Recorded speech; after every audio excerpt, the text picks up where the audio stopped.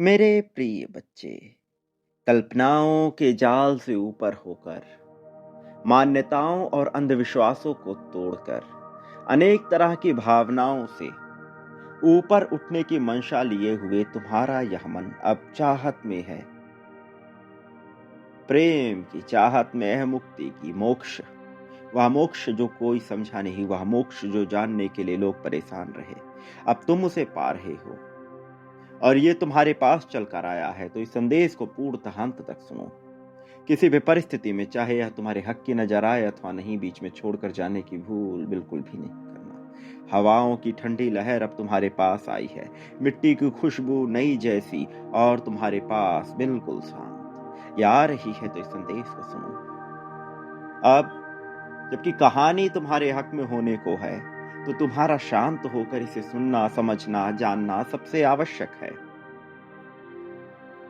ये एक मार्ग है, एक रास्ता जिसके अंत में एक गुफा है, और वो गुफा जो खोलती है दूसरी दुनिया का द्वार, जहां से मिलता है तुम्हें रहस्यमयी तरीके से वह सब कुछ जो पाने को तुम रहे बेकरार। तुम्हारा दिल बिल्कुल शांत है, ये जगह तुम्हारे लिए ही है।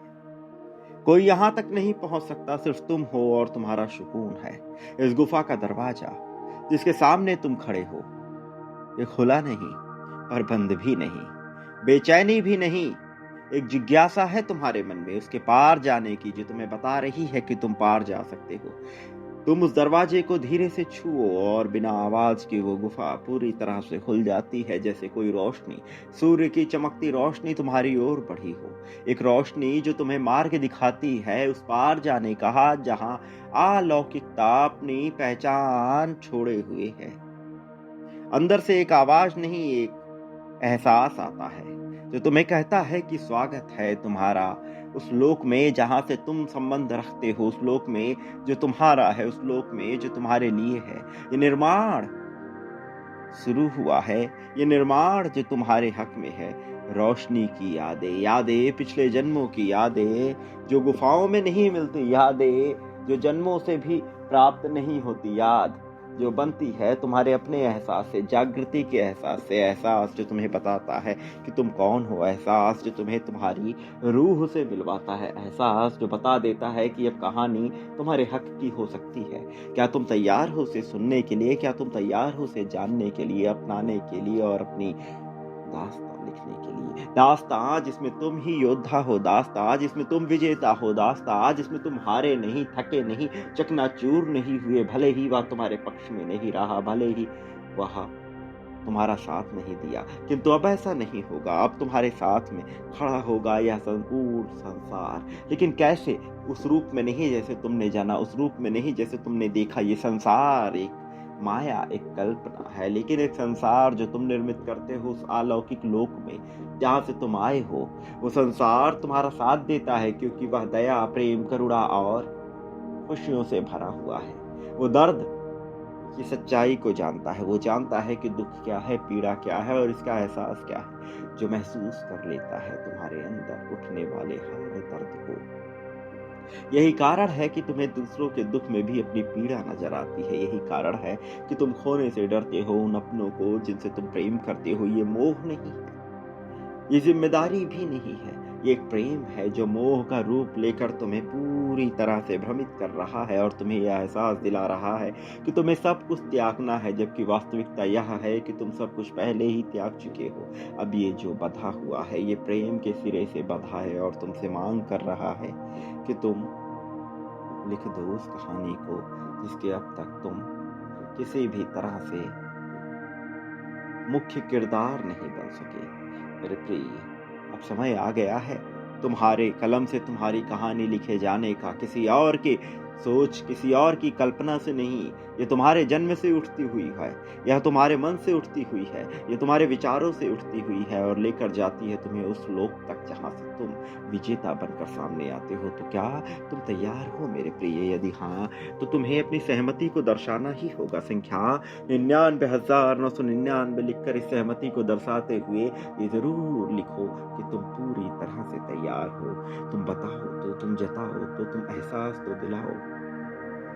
मेरे प्रिय, पत्थरों में नहीं, मूर्तियों में नहीं, कल्पनाओं में नहीं, विश्वासों में नहीं, न किसी कर्मकांड में, न किसी तरह के नियमों से बंधे हुए जड़ आवेग में। ये निर्मित हुआ है वास्तव में तुम्हारे कर्मों से, और जो कर्मों से निश्चित है उसे दूर करना, उसे काटना, उसे कमजोर करना, ये कोई नहीं कर सकता। ना तो यह सामान्य है, ना तो यह सरल है।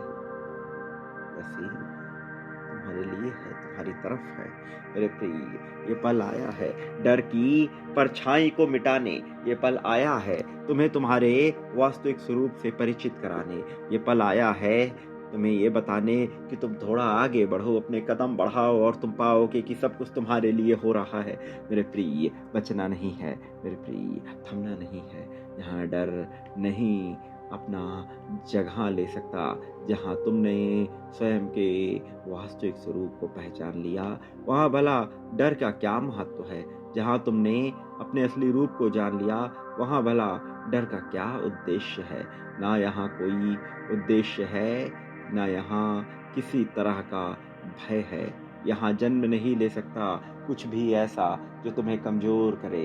यहाँ सब कुछ तुम्हारे हक का है मेरे प्रिय। यह तुम्हारा पल है, इसे स्वीकार कर लो, इसे इसी पल में स्वीकार कर लो बिना देरी किए हुए, क्योंकि अब मैं आ गया हूँ तुम्हें तुम्हारे वास्तविक स्वरूप से परिचित कराने। वह स्वरूप जिसके तुम हकदार हो, वह स्वरूप जिसकी तुम मांग करते आए हो, इसे स्वीकार करो मेरे प्रिय। याद रखो तुम्हारी किस्मत नया रूप लेने वाली है, नए रंग में ढलने वाली है, तो यह तुम्हारा हक है कि तुम इसे पालो। तो अभी बिना देरी किए हुए इसे अपनाओ। संख्या 11-11 लिखकर इसे अपनाओ, अपनी जीत की पुष्टि करो। पर याद रखो मनुष्य बांटने से प्राप्त करता है, बांटता है तो पाता है, यह नियम है, इसलिए बांटना पड़ता है। संख्या 51,000 लिखकर बांटने की प्रक्रिया में शामिल हो जाओ मेरे प्रिय। डर और संदेह को अब मिटाने का समय आया है, अब जीतने का समय आया है, तो इस जीत को अपना लो। मैं यहाँ आ गया हूँ तुम्हारे लिए। मेरे आने वाले संदेशों के साथ जुड़े रहना। मैं अवश्य तुम्हारे पास रहूंगा, तुम्हारे लिए रहूंगा, तुम्हें जीत दिलाने के लिए हूँ, तुम्हें जीत दिलाकर रहूंगा। सदा सुखी रहो मेरे प्रिय। याद रखो तुम जो बांटते हो वह पाते हो। प्रेम, धन, संपत्ति, समृद्धि, खुशहाली, सब कुछ तो तुम्हें तय करना है किस रूप में तुम यह बांटोगे, और सब तुम्हारा हो जाएगा। सदा सुखी रहना, खुशियाँ बांटना, खुशी पर तुम्हारा अधिकार है। मैं रहूंगा, मैं हूँ, मेरा होना आवश्यक है मेरे प्रिय बच्चे। ये तुम्हारा ही पल है, इसमें जरा भी संदेह ना करना। मेरा होना आवश्यक था, इसलिए मैं आया हूँ मेरे प्रिय। तुम बांटो आभार व्यक्त करते हुए, और मैं विजेता हूँ यह लिखते हुए। फिर देखो चमत्कार कैसे घटित होता है। देखो कैसे कल्याण की भावना जन्म लेती है, कैसे करुणा तुम्हारे लिए आती है, और कैसे कहानी तुम्हारी हो जाती है मेरे प्रिय बच्चे। सदा सुखी रहो, खुशियाँ बांटो, खुशी के हकदार बनो। तुम्हारा कल्याण होगा, प्रगति होगी, उन्नति होगी, उत्थान होगा, तरक्की होगी, यह निश्चित हो चुका है। इसमें कोई भी संदेह अब शेष नहीं बचा है।